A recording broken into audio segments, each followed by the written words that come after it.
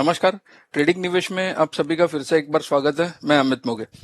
आज हम देखेंगे कल के लिए निफ्टी और बैंक निफ्टी का आउटलुक कैसे रहेगा, कौन से इंपॉर्टेंट लेवल्स है। अभी ये जो चार्ट है ये निफ्टी का है, ये 4 आवर्स का चार्ट है और 4 आवर्स के बाद हम देखेंगे 15 मिनट्स के लेवल्स। ठीक है, तो अभी अगर आपने देखा होगा तो आज मार्केट अच्छा सा गैप अप ओपन हुआ था, लेकिन यहाँ से प्राइस रेजिस्ट करते हुए आपको दिख रहा है, तो यहाँ से प्राइस नीचे आ रहा है। लेकिन अभी फिलहाल ये अपने स्ट्रॉन्ग डिमांड जोन में और उसके नीचे ये डिमांड जोन है निफ्टी के। अगर कल निफ्टी गैप डाउन ओपन होता है मान लो ये लेवल पे, तो ये लेवल से एक थोड़ा सा उछाल आने की संभावना है। अगर गैप डाउन ओपन हुआ तो नए सप्लाई जोन्स क्रिएट होंगे, वहां से मार्केट वापस नीचे ढकलने की कोशिश करेगा प्राइस को। तो एंड देन अगर गैप अप ओपन होता है तो ये एक बड़ा अनटेस्टेड सप्लाई जोन है, यहां से भी प्राइस रेजिस्ट करने की कोशिश कर सकता है नीचे। ये हो गया 4 आवर्स पे। अभी चलते हैं 15 मिनट्स पे।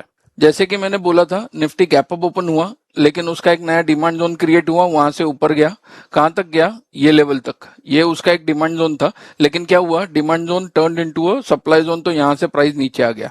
अभी अगर मुझे दिख रहा है कल के लिए तो एक नया सप्लाई जोन क्रिएट हुआ है, ये नया सप्लाई जोन क्रिएट हुआ है। जैसे मैंने बोला, अगर निफ्टी गैप डाउन ओपन होता है ये लेवल में, तो यहां से वापस ऊपर जाने की संभावना है, लेकिन नए सप्लाई जोन्स क्रिएट होंगे, तो उनको तोड़ना एकदम आसान नहीं होगा, तो मार्केट वहां से रेजिस्ट करने की कोशिश कर सकता है। ठीक है, अगर निफ्टी ये जोन में कहीं ओपन होता है तो नीचे आने की संभावना है, लेकिन फिर नए डिमांड जोन्स होंगे और फिर यहां से प्राइस ऊपर ढकलने की कोशिश करेगा। इसके ऊपर अगर निफ्टी ये लेवल के आसपास ओपन होता है, ये लेवल के आसपास ओपन होता है, तो एकदम से ऊपर नहीं जाएगा, थोड़ा सा रेजिस्टेंस दिखाएगा, उसके बाद जो नए डिमांड जोन्स क्रिएट होंगे वहीं से फिर ऊपर जाएगा। अभी चलते हैं बैंक निफ्टी की तरफ। अभी ये बैंक निफ्टी का 4 आवर्स का चार्ट है। अगर आप देखोगे तो बैंक निफ्टी ऑलरेडी अपने एक बहुत बड़े सप्लाई जोन में है। आपने देखा होगा आज कि बैंक निफ्टी खुला, ऊपर जाने की कोशिश की, लेकिन प्राइस को नीचे ढकेला है, क्योंकि ये एक ऑलरेडी एक सप्लाई जोन है, सप्लाई जोन से नीचे आने की कोशिश कर रहा है। नीचे अगर आप देखोगे 4 आवर्स के चार्ट पे, तो ये एक डिमांड जोन है। हो सकता है कल प्राइस यहां से ये डिमांड जोन तक आए, यहां से ऊपर जाए। अगर गैप अप खुले यहाँ पे कहीं पे, तो ये जो सप्लाई जोन है, ये सप्लाई जोन से प्राइस रेजिस्ट करने की कोशिश करेगा। नीचे जो डिमांड जोन्स खुलेंगे वो डिमांड जोन से वापस प्राइस ऊपर उछलने की कोशिश करेगा। अगर गैप डाउन खुलता है तो ये जो एरिया है ये एक स्ट्रॉन्ग एरिया है, यहां से प्राइस वापस ऊपर उछालने की कोशिश कर सकता है बैंक निफ्टी में। ये जो सारे जोन्स है ना, ये आप अपने चार्ट पे मार्क कर लो।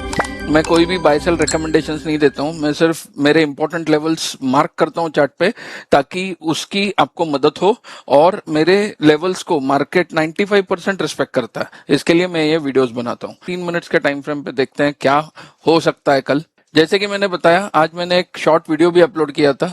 ये एक उसका डिमांड जोन क्रिएट हुआ था जब बैंक निफ्टी ऊपर गैप अप ओपन हुआ था और नीचे आ गया था। हमने यहाँ पे बाय कर लिया था और यहाँ एग्जिट कर लिया था, क्योंकि ये एक सप्लाई जोन था। तो इसके लिए ये 150 पॉइंट्स का मूव हमने ऑलरेडी कैप्चर कर लिया है। अभी आप अगर देख रहे होगे तो यहाँ पे जब हाई तोड़ा ये कैंडल ने, तो बहुत सारे लोग यहाँ पे ट्रैप में फंसे होंगे, जिनका एसएल उड़ गया होगा। अभी हो सकता है कि अगर यहाँ पे खुलता है तो यहाँ से वापस ऊपर ढकेलने की कोशिश करेगा प्राइस को।